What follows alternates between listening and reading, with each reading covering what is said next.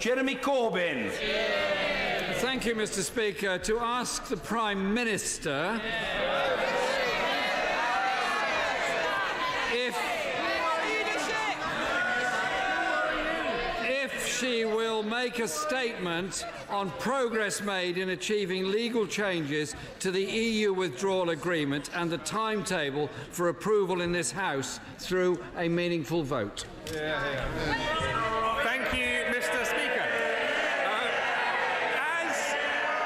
As negotiations are ongoing, thank you, Mr. Speaker. As negotiations are ongoing on this matter and are at a critical stage, I am here to update the House on the latest developments. My right honourable friend, the Prime Minister, spoke to President Juncker by phone yesterday evening, and teams are continuing to talk throughout today.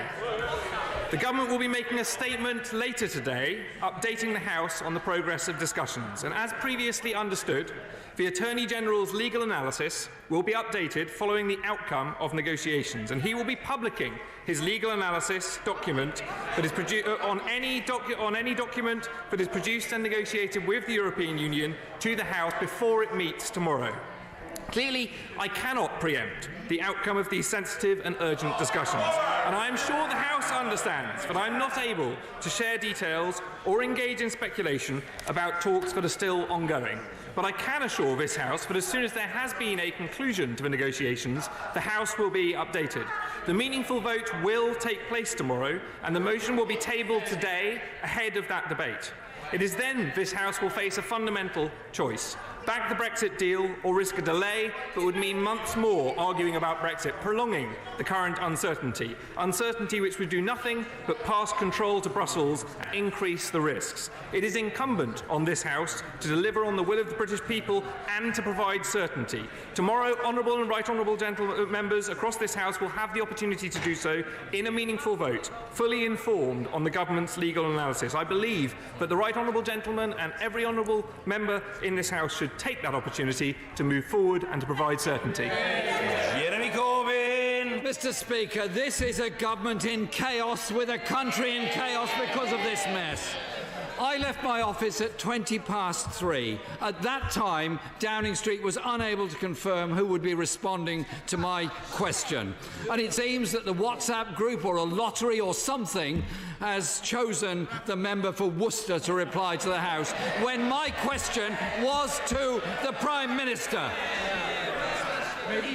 Mr. Speaker, we find out from journalists from the Irish government that the Prime Minister is apparently heading to Strasbourg this evening, or not heading to Strasbourg this evening, hours before a meaningful vote is due.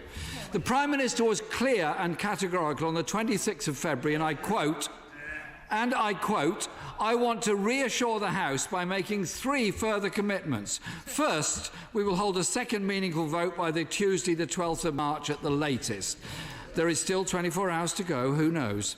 The Prime Minister also committed to vote on no deal by the 13th of March and vote on whether to extend Article 50 by the 14th of March. And she concluded by saying, they are commitments I'm making as Prime Minister and I will stick by them. Mr. Speaker, this is a matter of trust, because time and time again, this Prime Minister has failed to negotiate, failed to compromise, and delayed and delayed and delayed. After 3 months, the Prime Minister has not achieved one single change to her deal. She's simply, as we've often said, running down the clock between no deal, her deal, or the chaos of leaving the EU without any agreement with anyone. Mr. Speaker, it was a bad deal in December when it was first tabled. It was a bad deal in January when it was rejected by the largest parliamentary margin ever in history that a government has been defeated. And it's still a bad deal today, March the 11th. These shambolic negotiations and endless delays are having real-life consequences in workplaces across the country. Businesses are holding back on investment. Jobs have been lost. Workplaces are closing. Workers fear for their jobs. The National Health Service and public services are having to spend millions of pounds preparing for a no-deal outcome that this House has already clearly rejected. So can the Prime Minister, I'm sorry the Prime Minister is not able to be here, apparently. What changes have they got to the backstop? When will the Attorney-General be publishing his apparently new legal advice? Or is it the case that after 3 months of delay, nothing has changed? Given they whipped their MPs for the amendment in the name of the Honourable Member for Altrincham and Sale West, which said the deal could only be supported with changes to the backstop, will the Prime Minister be voting against her own deal if no changes have been secured? Will they confirm that we will get absolutely the meaningful vote tomorrow and it won't be delayed yet again? And, as I said, the vote to rule out no deal on the 13th and vote to extend Article 50 on the 14th as promised?